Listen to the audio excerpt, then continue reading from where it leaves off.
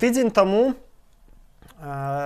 Еўген Прыгерман, беларускі палітолог, напісаў артыкул, які можна коротка ахарактарызаваць як «Сябры, давайце жыць дружна». То бок ён кажа аб тым, што беларускую дзяржаву напаткала 3 крызісы. Першы гэта крызіс каранавірусны, другі гэта крызіс міжнародных адносінаў і трэці гэта эканамічны. І перад лицом, так бы мовіць, гэтых 3 крызісаў мы мусім згартавацца, і што ўлада, што апазіцыя мусяць меней крытыкаваць адзін аднаго і выбіраць выразы ў крытыцы. Інакш, калі мы гэта не зробім, мы можам згубіць нашу беларускую дзяржаўнасць і незалежнасць.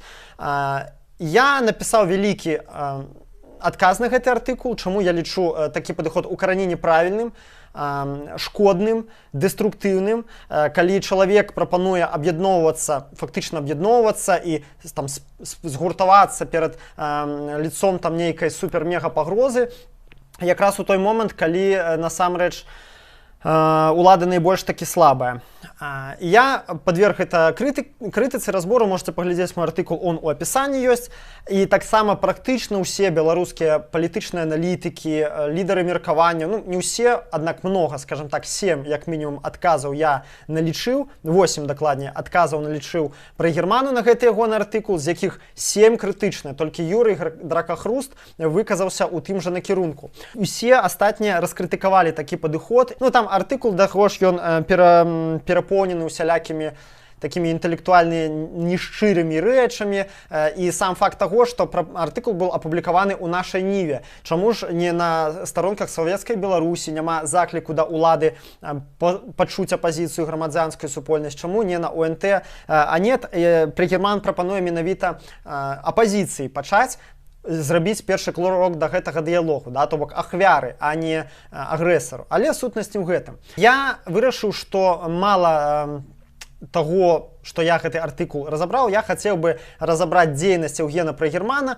у рамках ягонай арганізацыі «Ліберальны клуб» і «Мінскі дыялог» і прайсціся як бы по непасрэдна таму, чым ён займаецца і да чаго прыводзіць ягоная дзейнасць. Я не буду па магчымасці, наколькі гэта мне будзе магчыма, я не буду як бы чапляць асобу Прыгермана, добры ён чалавек ці кепскі, неяк лаяць яго і нападаць асабіста. Аднак я буду датыкацца менавіта да ягонай дзейнасці як палітолага, як, магчыма, нейкага лідара меркаванняў. І зараз мы з вамі яе разбярэм.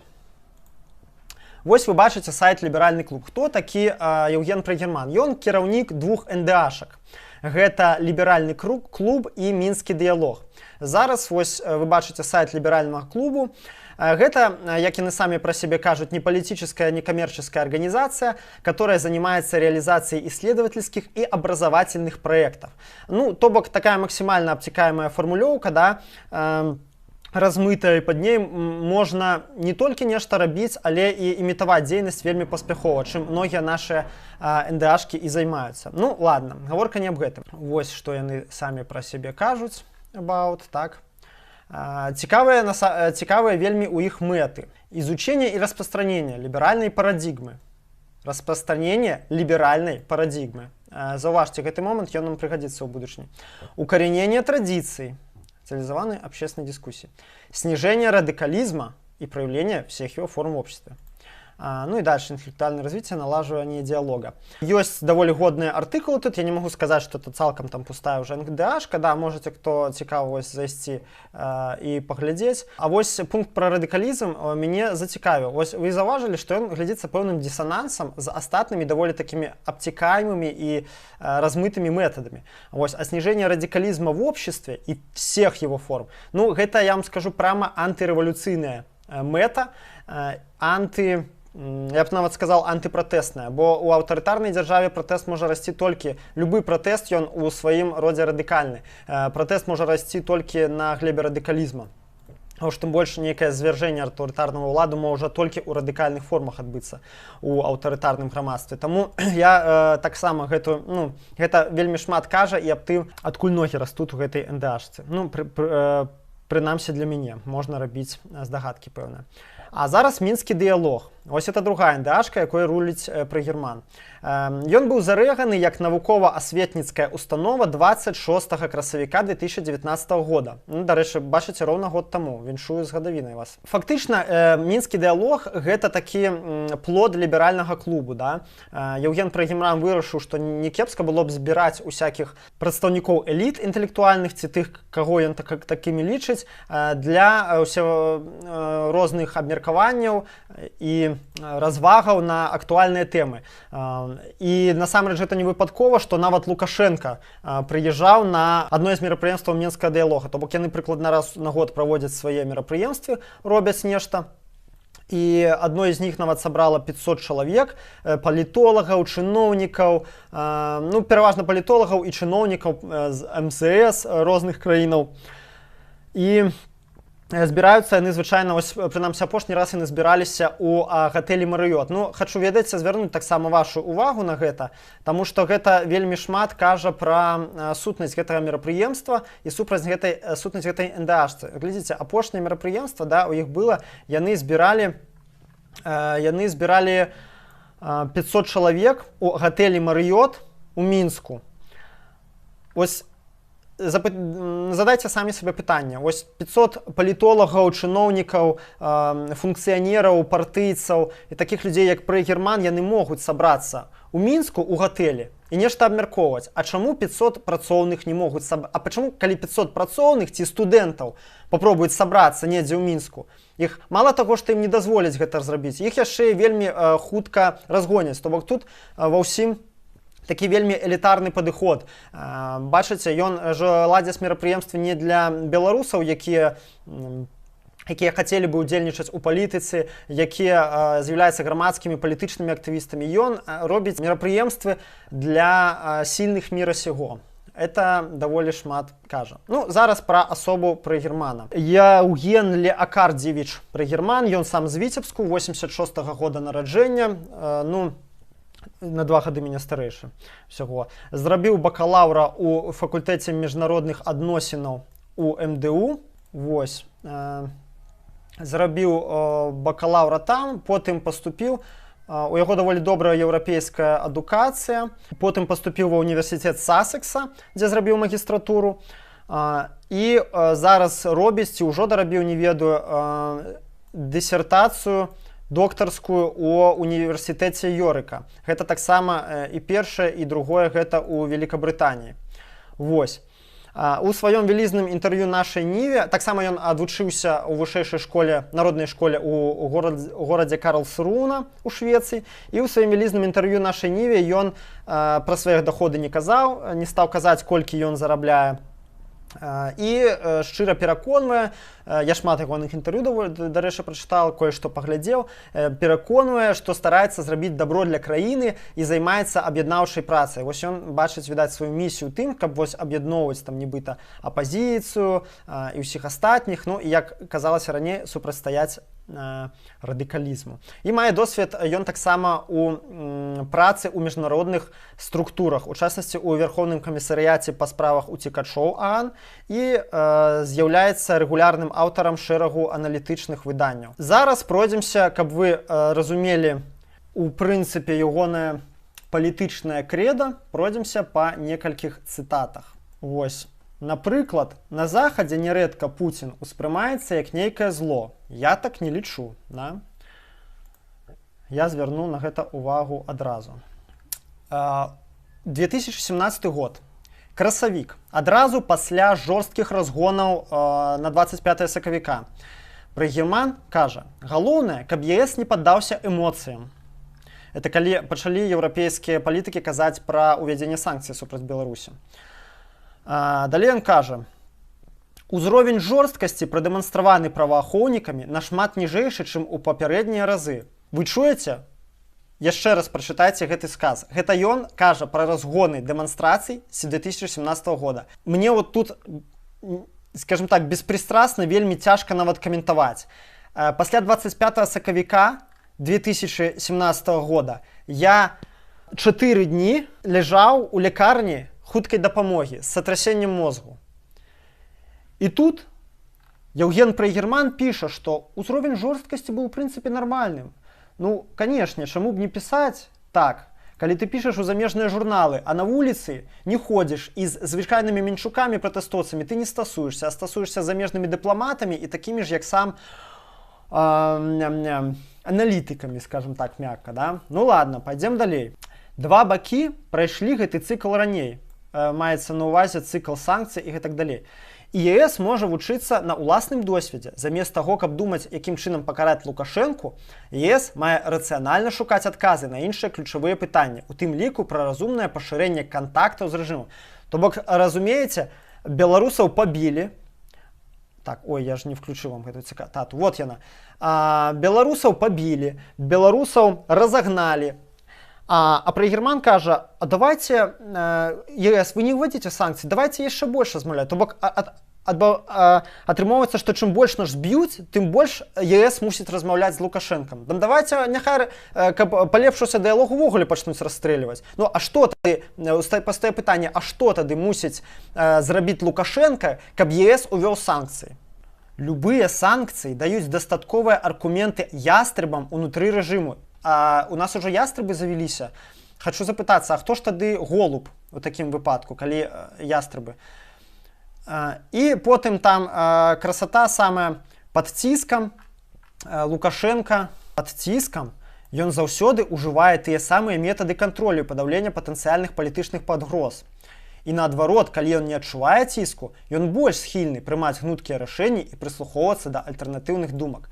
То бачыце, якая прыгажосць. Это ж тое ж самае, што кажуць усе гэтыя лоббисты Путина за межами. Вы не вводите после Крыма санкций, коли ласка, не треба. Путин, знаете, он же такой человек, чем больше на него давишь, тем он жестче в ответ. Но вы по-мягкому, по-хорошему. И что атрымоўваецца это по-мягкому, мы разумеем, бо мы все ведаем менталитет Лукашэнкі, мы ведаем его нашмат лепш за Прайгермана, что это такі чалавек, які разумее толькі сілу. І толькі калі на яго ціснуць, ён пачынае нешта рабіць, нешта выконваць.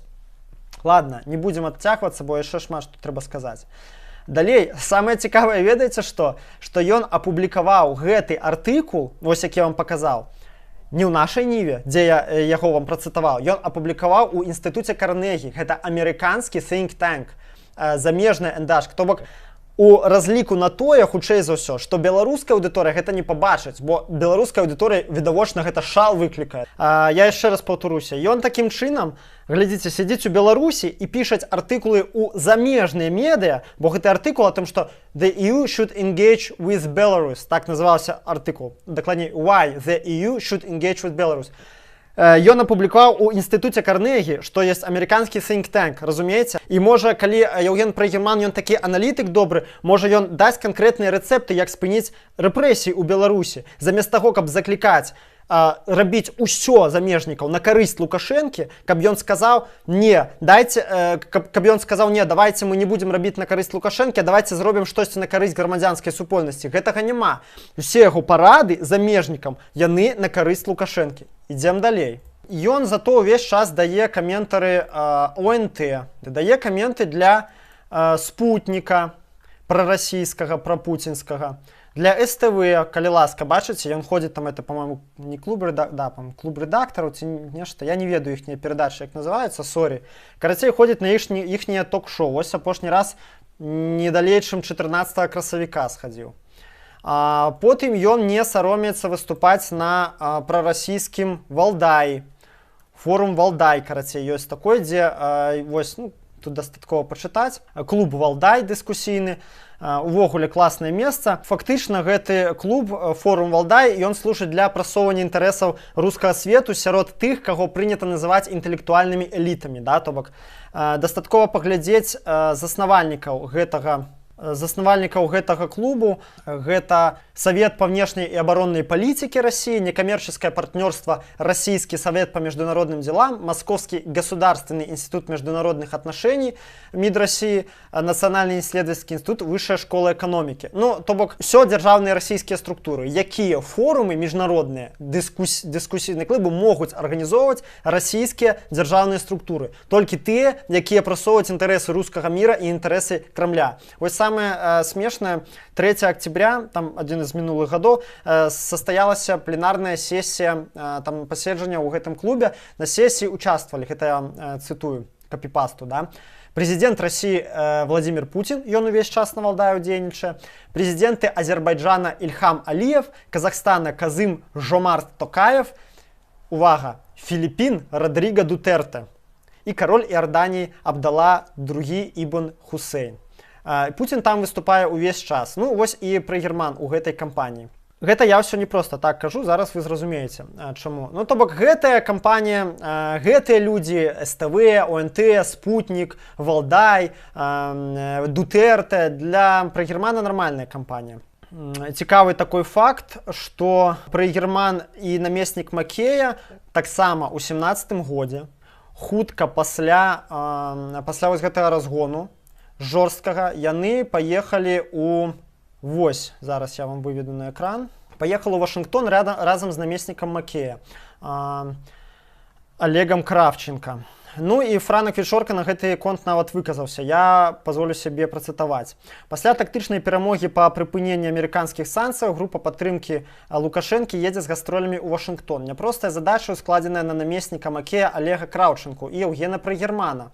Ім трэба пераканаць Захад, што пасадкі і разгоны ўсяго толькі тэхнічны збой, а лібералізацыя працягваецца.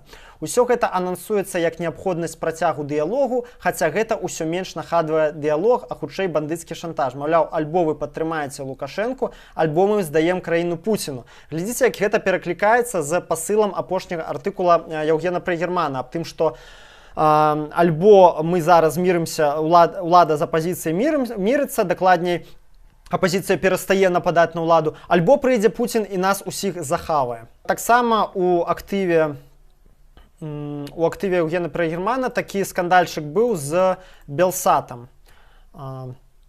Ён звярнуўся да Белсата, вось ягоная заява з нагоды таго, што... забыўся сказаць, сам Прыгерман адмаўляе ўсе абвінавачанні ў сувязі з Макеем, з Міністэрствам замежных спраў, хаця яны афіцыйна супрацоўнічаюць, ён гэта не адмаўляе, але ён кажа, што нібыта па ягонай указкі ён усё гэта кажа. Вось, а тут такі быў канфлікт з Белсатам, Прыгерман звяртаўся за нібыта неаб'ектыўнае асвятленне мінскага дыялогу на Белсат, на што адказала Агнешка Рымашэўская, што ў прынцыпе Белсат увогуле не хацелі ад пачатку браць на асвятленне мінскага дыялогу і прыйшлося гэта зрабіць толькі тады, калі ўмешаўся польскія дыпламаты, калі ўмешаліся. Ну вось гэта я так па фактах прайшоўся кораценька, я не буду вас уже перагражаць інфой, каб не займаць зашмат часу гэтай тэмай. Кажу наступнае. У чым нестыкоўкі і што мяне прымусіла пазваніць Еўгену Прыгерману непасрэдна. Значыць, ён сябе спрабуе падаваць у сваіх тэкстах, у сваіх інтэрв'ю як незалежнага эксперта, аб'ектыўнага, неангажаванага. Аднак гэта не так. Ён эксперт, палітолог і публічная асоба, якая прасоўвае пэўныя каштоўнасці. І гэта для вам нездарма адкрыў ліберальны клуб. Глядзіце, ліберальны клуб называецца ліберальным клубам. Ён не называецца неангажаваным клубам. Ён не называецца, не ведаю, незалежным клубам. Ён не называецца аб'ектыўным клубам. Ён называецца ліберальным клубам. І ў адной з ягоных мэтаў выразна напісана стаіць, што распрастранение ліберальнай парадигмы, снижение радыкалізма. То бок гэта палітычныя мэты. І такім чынам Еўген Прыгерман прасоўвае ліберальную павестку у сваім разуменні. Бо вельмі многія лібералы, яны якраз такі праціўнікі сённяшняй улады, і яны з ім рэзка не згодны. То бок ён прасоўвае ліберальную павестку з упорам на неабходнасць супрацы з аўтарытарызмам. Гэта раз. Таму, што у любога чалавека ёсць набор каштоўнасцяў. Нават калі ты говориш, я беспрыстрасны, у мяне няма каштоўнасцяў, но адсутнасць каштоўнасцяў гэта таксама пэўная ідэалогія. Не бывае увогуле, я заўсёды паўтараю, яшчэ раз скажу, у аўтарытарнай дзяржаве не можа быць і не бывае ніякіх незалежных і аб'ектыўных экспертаў ці журналістаў. Таму што немагчыма быць над схваткай, когда сильны б'е слабага. А аўтарытарызм гэта якраз калі моцны б'е слабага. Калі той, у каго ёсць улада, прыціскае і ушчымляе усяляк таго, у каго у гэтай улады няма. І калі напрыклад, ты ідзеш, і перад табой адбываецца гвалт, кагосьці б'юць. И ты проходишь мимо и кажешь, что я над схваткой, меня это не касается, я просто сейчас расскажу, как этот наносит удар ногой, а как этот кричит, закрываясь от удара. То ты не объективный, ты просто негодник и соудельник гвалту. И вы разумеете мою аллюзию, что у наших обставинах агрессор — это держава, а грамадзянская супольнасць і ўвогуле народ Беларусі — гэта ахвяра, гэта тыя, каго б'юць. І таму менавіта таму большасць рэальна нармальных, разумных палітолагаў, яны устрымліваюцца ад ацэначных суждзенняў, яны устрымліваюцца ад эмацыйных ацэнак. Аднак яны ўсе настроены крытычна да ўлады, таму што ў іх ёсць пэўны сет каштоўнасцяў, таму што яны бачаць і кажуць праўду пра тое, што ў рэальнасці адбываецца. А калі ты спрабуеш праўду размазаць, смазаць, препаднесці яе ў нейкіх удобаварымых відах, не называць аўтарытарызм аўтарытарызмом, не называць дыктатуру дыктатурай, то гэта ўжо не аналітыка, гэта ўжо не нічога агульнага з беспрыстраснасцю не імее. Вось. І да чаго я гэта веду зараз? Я, прачытаўшы гэта ўсё, вырашыў пазваніць Еўгену Прыгерману і паклікаць яго на адкрытыя дэбаты. Тэлефон яго ў адкрытым доступе на сайце ліберальнага клуба я знайшоў без праблем. Пазваніў. Ну, я адразу вырашыў, што размову я з ім буду запісваць, каб абезапасіць перш за ўсё сябе, бо я званю чалавеку, які ў адкрытую супрацоўнічае з уладамі. І Еўген Прыгерман адразу, я яму пазваніў, прадставіўся, сказаў, хто я есть, чаму яго заву на дэбаты. Ён адмовіўся. Прытым, я вам зараз коротка перакажу размову. Падчас адмовы сваёй ён назваў адразу некалькі прычын, бо я яго спытаўся, чаму. Ён кажа, узровень майго адказу занадта нізкі, і яму не цікава на такім узроўні весці дыскусію. Ён, то бок, кажа пра мой артыкул, які вы знойдзеце ў апісанні відэо, адказ Прыгерману, які так і называўся. Не раскачивайте лодку, нашу крысу тошнит, а ответ Евгению Прыгерману. Ён кажа, што яму не цікава на такім узроўні весці дыскусію. Чым канкрэтна яму не спадабаўся артыкул, ён адказаць не змог.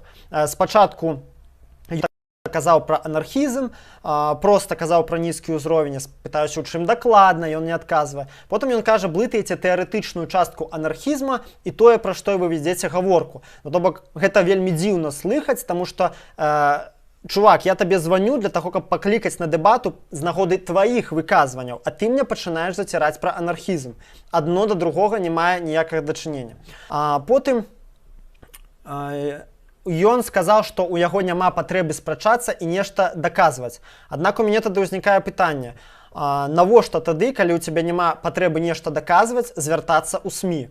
І потым, калі табе прапануюць свой пункт гледжання адстаяць, ты кажаш, што табе няма патрэбы спрачацца. То бок тут толькі адна выснова ў мяне робіцца, гэта тое, што ты можаш абараніць свой пункт гледжання толькі дыстанцыйна і ніяк не перасякаючыся з тымі, хто здольны нешта табе адказаць супраць.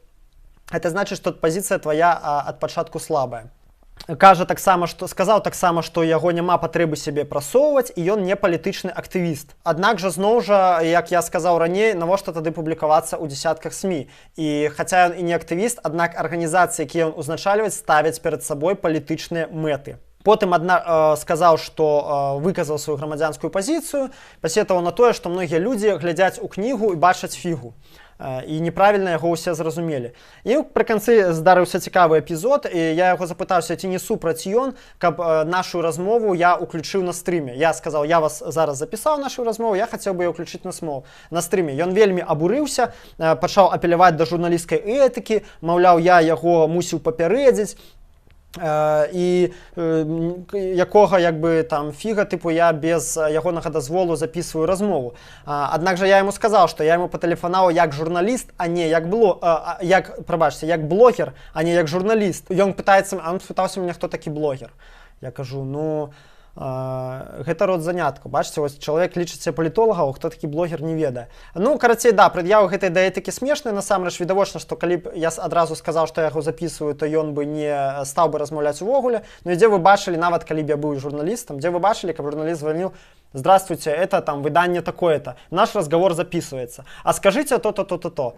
Ну, ніхто так не робіць, відавочна. Як бы ўсе размаўляюць, усе записываюць, тым больш гэтую размову я для сябе записываў, а не для того, каб себе падстрахаваць, себе абезапасіць. Таму што, ну, мала ли ён потым скажа, што я яго абражаў, пагражаў, з яго станецца. Ну, я яго ведаю як чалавека, які па мне вельмі няшчыры і які вельмі ангажаваны ў бок улады. Таму, вядома, даверу да яго быць не можа. І таму размову было неабходна запісваць. Я вельмі, паверце, стаўлюся сур'ёзна да пытанняў этыкі, да пытанняў уласнай парадачнасці. Таму вось, да, у мяне такі падыход. І потым ён мне пачаў ўжо зрывацца на такія сужденні, там, не дурыце мне галаву, і сказаў, у вас свярбіць у адным месцы. Бачыце, это, напэўна, ў універсітэце Сасекса вучаць так казаць, ну да ладно. І паклаў слухаўку. Ну, дазвола сваю на публікацыю ён не даў, таму я вам зараз не буду уключаць на стрыме гэтую размову, просто для таго, каб вы ведалі. Ну і заканчваючы ўжо па прэгерману, чаму і для чаго і навошта ён гэта падняў гэтую тэму. Да, вот Григорий Антонов пытается в чате, он хотел сказать, что ставить себя выше тебя. Да, у него был такой снобизм, вот такой элитаризм, да, в размове, что ну, ты там какой-то анархист, да, а это не мой вообще уровень. Ну, бачите, да, конечно, я не наместник министра внутренних справ, однак одразу бачно, что человек, как бы, свет делится на высших створенняў, на элиту, до якой, конечно ж, ён себе так само долучае, и усіх астатніх, да, хто не вучыўся у Великобритании и не писал диссертацию во университете Йорика. Поколькі я не писал, то, бачыце, ён мяне адразу аднес да такіх другагатункавых людзей.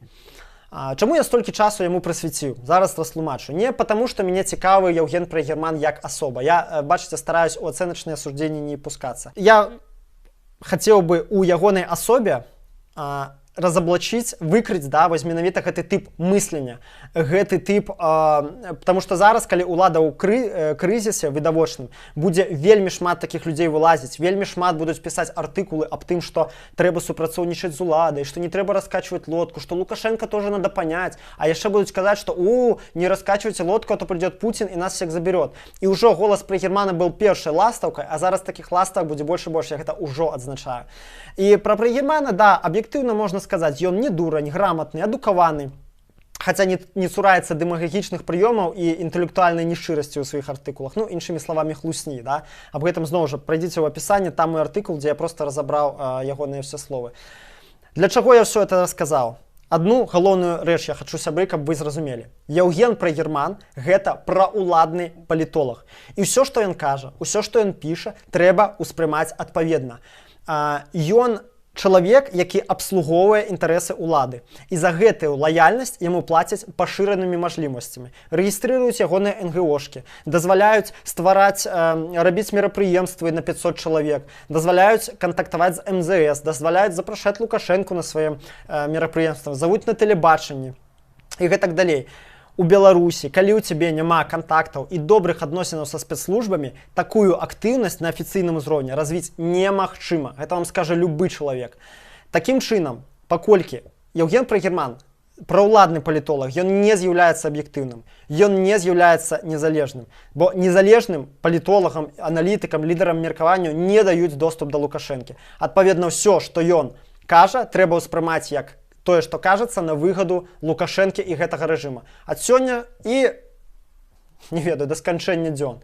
Да? Можна доўга разважаць, ну ладно, гэта я не буду ўжо датыкацца пра ягоную дзейнасць, уже скончым з ім. Просто хацеў падкрэсліць, што будзьце уважлівыя, глядзіце, хто што куды піша, і даносьце абавязкова праўду да людзей. Кажыце пра тое, што не заўсёды чалавек, які публікуецца на тыпу незалежных медыа, стаіць на баку стаіць на баку грамадзянскай супольнасці. Вось яшчэ кажуць, я распытваў некалькі апазіцыянераў такіх старых, і ёсць меркаванне, што Яўген Прэгерман гэта агентура Макея. То бок ён з'яўляецца часткай ягонай агентурнай сеткі, якая ходзіць і ездзіць па замежжу і лабіруе інтарэсы КДБ, інтарэсы Лукашэнкі. Што хацеў сказаць, вельмі важны момант. Я не сцвярджаю, што Яўген Прэгерман агент КДБ ці агент Макея. Гэта для нас абсалютна не важна. Важна тое, да чаго канкрэтна прыводзіць ягоная дзейнасць, да якіх вынікаў яна вядзе, да якую мэту пераследуе. Мэта, як я ўжо сказаў, абслужыць рэжым Лукашэнкі, даказаць заходнікам, што з гэтым рэжымам можна і трэба весці перамовы, легітымізаваць яго за межамі Беларусі.